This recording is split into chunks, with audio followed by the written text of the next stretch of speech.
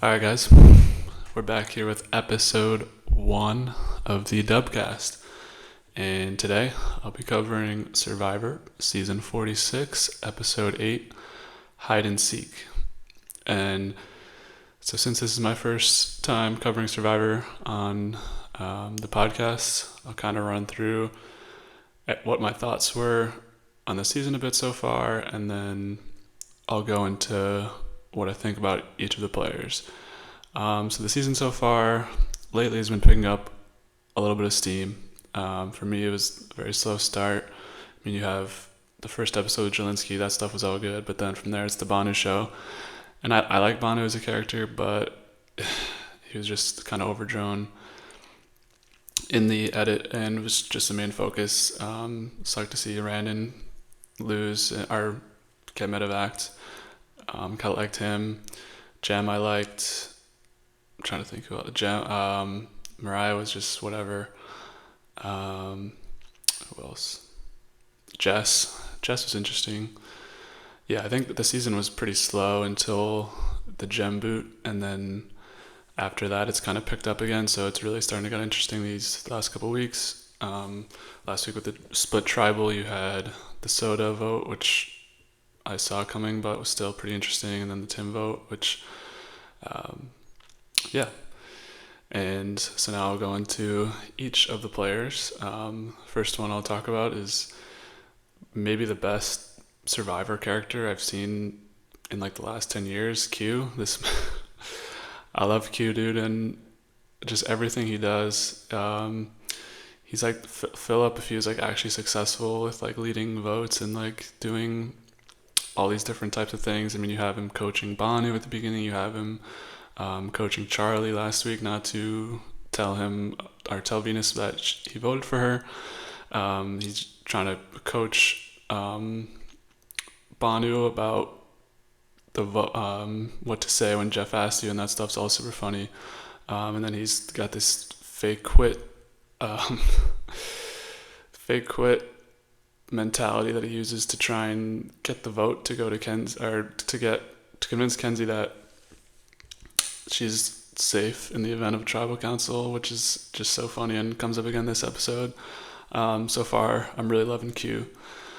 Tiffany, I like Tiffany. She's okay. I mean, I feel like she doesn't have a ton of screen time, but when she does, she's always got some funny comments that make me laugh, or just some interesting things about the game. And obviously she has the idol, so I think she's an interesting person to watch coming into this episode, especially, but just in general I've liked what I've seen from Tiffany. Same for Kenzie. I think Kenzie's a fine character, and obviously she had her moment last week with Ben where she's consoling him after he has a kind of panic attack in the middle of the night, and that was a good scene for her, and shows that she cares about people, and I think she's really social and definitely a threat to win the game. So moving on, Hunter. I think Hunter's really kind of boring.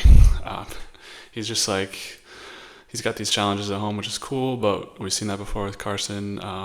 Obviously he's this challenge like warrior type, like Jonathan, where he's going to win all the challenges for his team and win all these individual immunities for his team, or not for his team, for himself.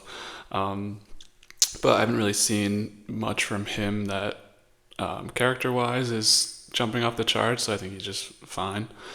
Liz, I think Liz was almost invisible up until this point, but the last week or so we've been getting a lot of Liz content, and I'm kind of here for it. I like her confessionals. She's kind of got a little bit of sass, which I appreciate, and I'm excited to see what talk about Liz this episode and moving forward. And then we have obviously the other person who's running the season through their social media, Venus,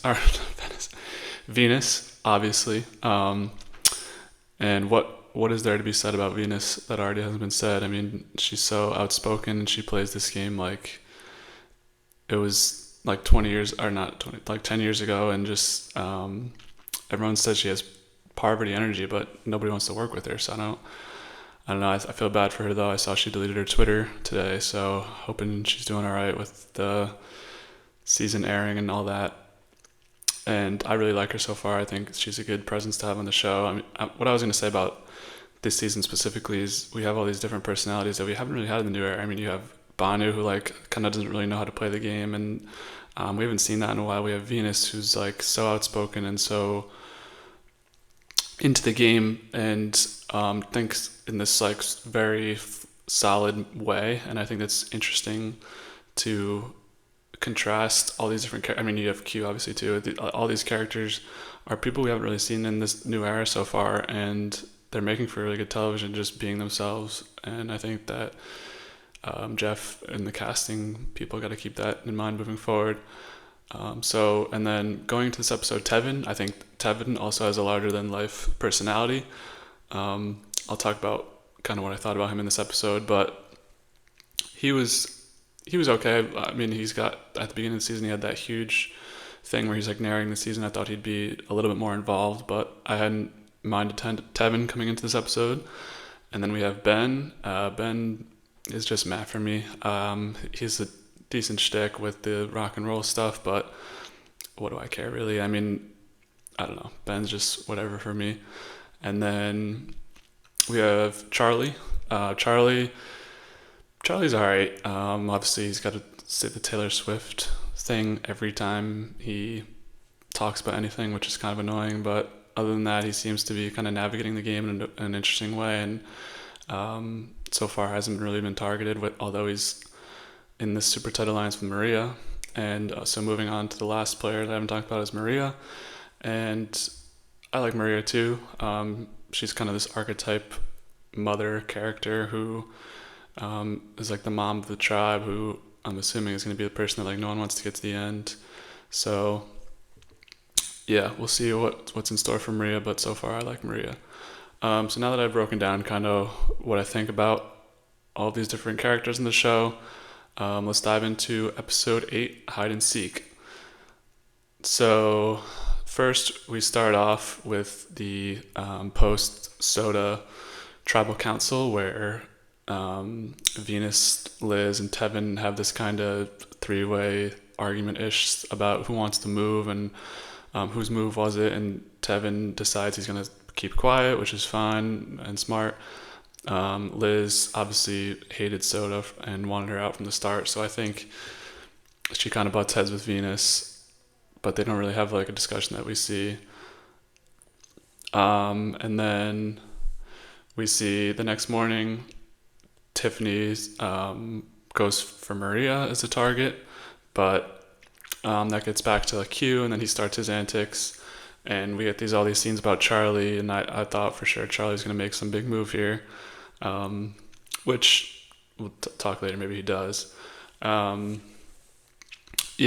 then we get, Q wants to now blindside Tiffany just like that, and this is what makes Q so great. He's all over the place, and now he wants to blindside Tiffany, so that was super funny. And then we get one of the best camp scenes in the past couple of years, this hide and seek game, where we got Q's like, I'm going to set him up to play hide and seek, but what they don't know is I'm actually deciding what's going to happen in the game based off this game of hide and seek. So, which I don't really believe that. I mean, every person he says, he's got this fixed narrative in his head of what he's going to say anyway. So, obviously they catch a couple people super early, and him and Venus kind of trading confessionals about each of the players they find was super funny. Just kind of roasting the people they find, and then obviously Ben and Hunter are the last two they can't find, and Ben's just laying there in his shirt, and they're like, oh, Ben was hiding in plain sight, we can't get him. And then Hunter's up in the tree, which that was a fake out by the preview. Everyone thought he was going to build a spy shack in the tree, but it didn't end up that way. So we get Q's like, yeah, Hunter, no one could find him, so I'm that just proves that I want to get him out, which is it's so funny, because if you're basing your whole game off playing hide and seek, then I mean, yeah, that just speaks for itself. But the Q is just so funny in this episode. So then we get to the challenge where they bring back the rice negotiation, and shockingly, no one sits out this time, which I was actually very surprised, because every season we kind of get this fake like negotiation where Jeff's like, "Oh, come on in, and who wants to sit out?" And they don't actually sit out. Or they get there, but it's only like a couple people who are pretty obviously safe. And we see Q and Liz immediately volunteer to do this, where no one else will do it, which is funny. What ends up happening in the challenge right after. But Q is super frustrated, and Liz is super frustrated. Liz obviously has all these food allergies, and she can't eat anything. So her not being able to eat or have rice annoys her, and Q is also super frustrated because he knows that no one's gonna last on the pole. The challenge is this pole where you sit on the top and try not to fall off. A Survivor classic. So, of course, like within the first 2 minutes, 4 people are out. Or Q, every time someone goes out, you just see Q like rolling his eyes, which is funny. And then Hunter and Charlie are the last two, where we get these weird slow-mo shots where Charlie's like biting the pole, which I don't, maybe it lives on the Charlie bit me legacy, but whatever. I mean, that's fine. They got to do these like slow-mo challenge montages or whatever. So obviously Hunter ends up winning, and then we go back to camp, and Q's all pissed off at the people who didn't sit out that he thought should have, and that's funny there in that scene. I forgot to mention in the challenge there was another Jelinski reference, which this man is the owner of the season. I mean, this season between Jelinski, Q, Venus, I mean, there's some all-time characters. I mean, Jelinski was in one episode, and he's been mentioned in 2 post-merge episodes. It's just funny. So we got cut back to camp, where there's kind of 2 schools of thought, where it's the side that's going for Tiffany, which is the people who kind of aren't in the main 6 alliance, which the main 6 alliance is Tevin, Hunter, Maria, Charlie, which Charlie gets like interviewed by Q, which is another hilarious scene. I definitely, if I were on the show, I definitely would have failed Q's interview, just saying that right now. So it's Q, Maria, Tevin, Hunter, Tiffany, and who am I forgetting? Charlie. No. So those 6, they kind of want Tiffany. Well, the 5 of them want Tiffany out now because she wants to get Maria, or she said Maria at the beginning of the episode.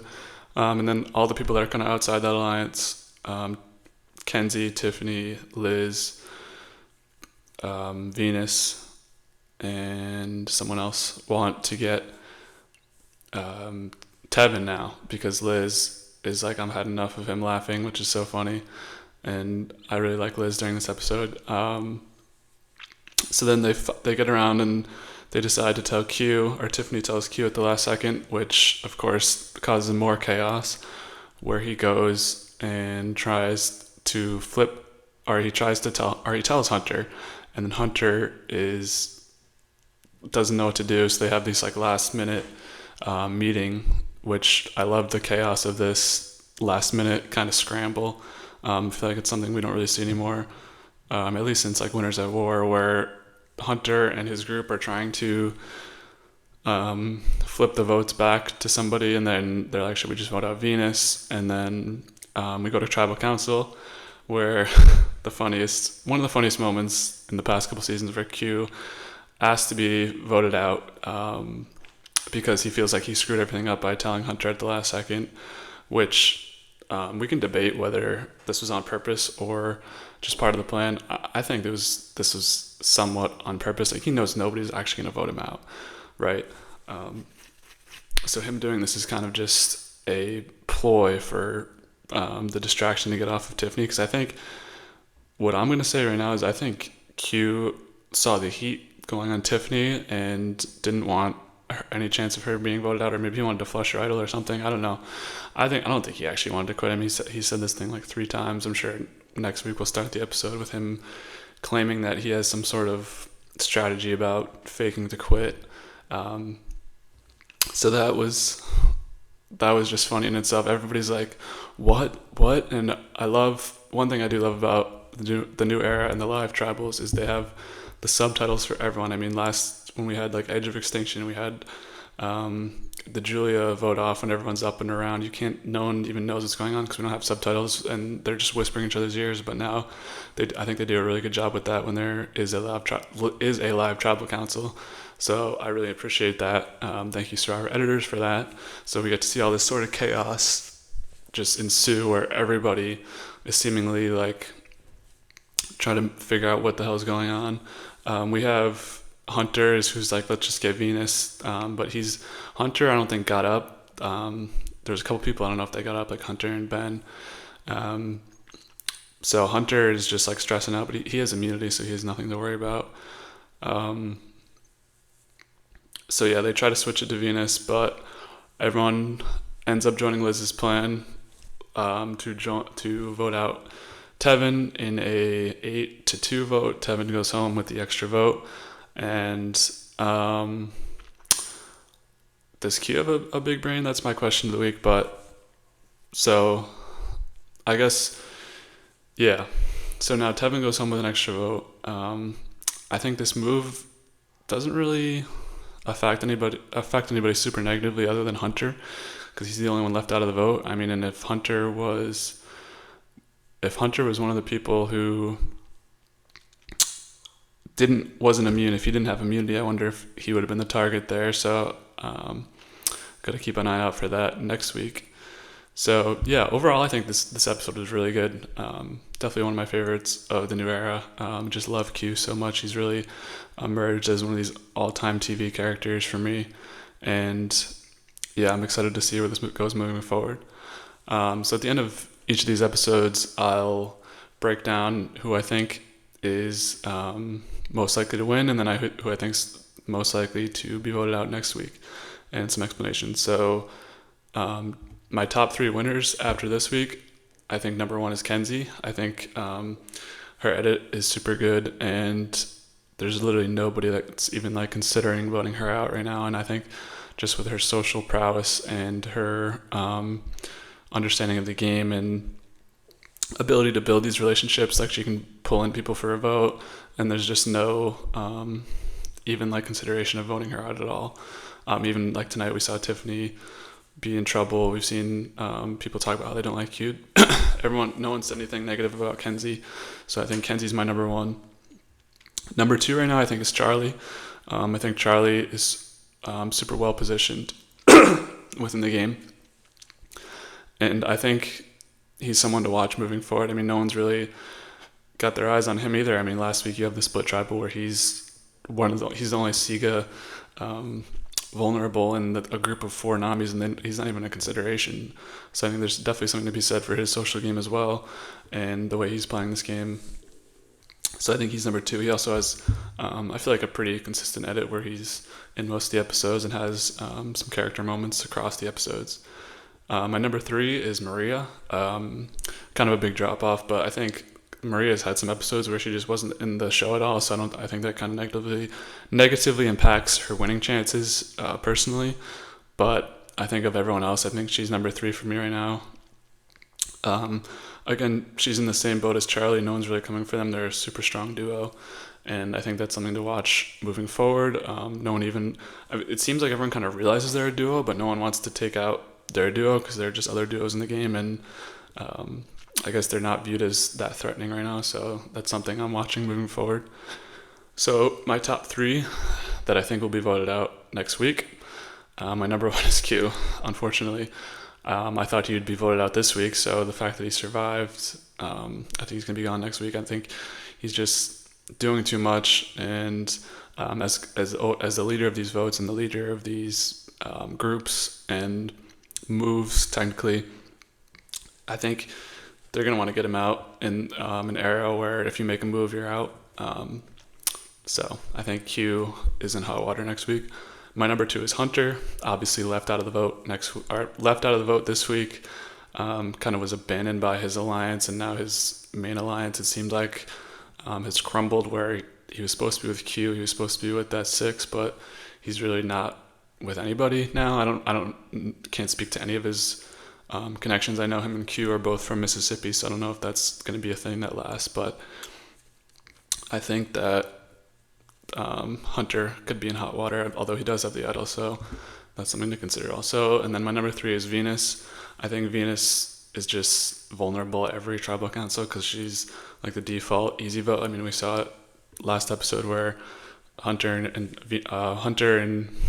Tevin were just like, let's just get Venus because she's the easy vote. And we see when Hunter's talking to that group of people, he's like, can we just get her out? And I think she's just a super easy vote for people, so that's why she's in my number 3 spot to get voted out. So again, I thought this episode was super solid. Definitely one of the best, definitely the best of the season, and one of the best in the past couple of years. In the new era, I really loved it, and I'm excited to see what Q has up his sleeve for next week. And yeah, thank you for listening. We got more podcasts coming out soon. Planning on my NBA and NHL brackets will be my next video. And then after that, we'll get into some movie reviews. Yeah, if you like if you like the Survivor content, make sure to stay tuned to the channel next week, where I'll be covering episode 9, probably a day or two after the episode airs, maybe even the night of, we'll see. So yeah, thank you for watching, thank you for listening. Subscribe to the feed on Spotify, Apple Music, or Amazon, wherever you get your podcast, or the video versions on YouTube. And check out Instagram and TikTok for clips and updates about videos and stuff. Thank you. Have a good one.